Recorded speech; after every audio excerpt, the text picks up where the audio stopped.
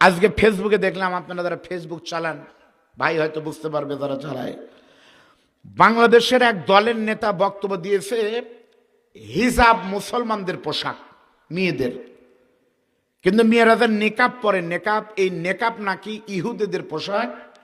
তো নেকাব মুসলমানদের ড্রেসই না, নেকাব মুসলমানদের ড্রেসই না। ইহুদি নারীরা যখন যখন অন্য ব্যবসাবৃত্তি করতো অথবা অন্য কোনো নিষিদ্ধ কার্যক্রম করতো তখন নেকাব পরতো, আর উনি যেটা পড়তেন এটা নাম হলো হিজাব।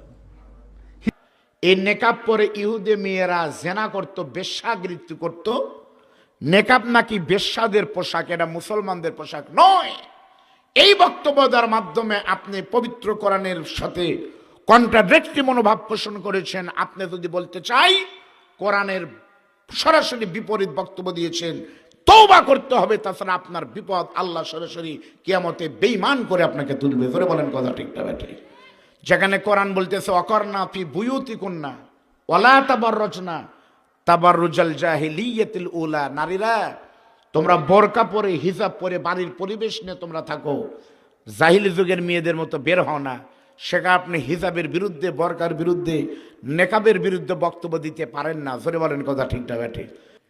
আমি জানি না ওই দুই ফেরেশতা কোন দেশে এসেছিল, আমার জানা নাই, এটা পাওয়া যায়নি কিতাবে। আমার বিশ্বাস এই দুই ফেরেশতা যদি অন্য কোনো দেশে না এসে আল্লাহ যদি ওদেরকে নন্দীগ্রাম পাঠাতো অথবা বগুড়া পাঠাতো, তাহলে 30 দিন লাগতো না, 7 দিনের ভিতরে এরা যা করতো আমাদের বাংলাদেশে সারা জীবনও মানুষ তা করে না। জোরে বলেন কথা ঠিক না ঠিক? আল্লাহ তাআলা তখন বলতেছে হারুত মারুত কি খবর? বলতেছে আল্লাহ বুঝা যায় না, দুনিয়াতে গিয়ে বুঝলাম দুনিয়া খুব খারাপ জায়গা।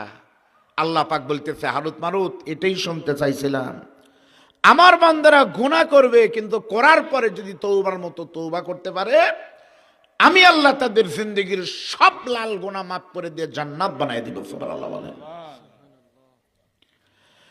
গুনাহগার বান্দার গুনাহ মাফ হবে তা বোঝানোর জন্য আপনাদের সামনে একটা হাদিস বলবো। প্রখ্যাত মুহাদ্দিস সুফি আবুল্লাহ সামরকান্দি রাহমাতুল্লাহ আলাইহ, আপনারা না চিনলে আলেমরা কিন্তু যথেষ্ট চিনে, উনি বর্ণনা করেছেন এখন থেকে 1500 বছর আগে একদিন সকালবেলা আল্লাহর নবীর সকল সাহাবী কিন্তু জান্নাতি, কিন্তু নবীর জান্নাতি সাহাবীর ভিতরে 10 জন সাহাবী কিন্তু ইজ্জতে একটু বড়, আরবিতে যাদেরকে বলা হয় আশারায়ে মুবাশশারা, ঠিক না? আশারায়ে মুবাশশারা অর্থ হলো সেরা 10 জন। এই শ্রেষ্ঠ 10 জনের ভিতরে 4 জনের দাম আরো বেশি। প্রথম 4 জন আরবিতে বলা হয় খুলাফায়ে রাশিদিন। আপনাকে বলতে পারবেন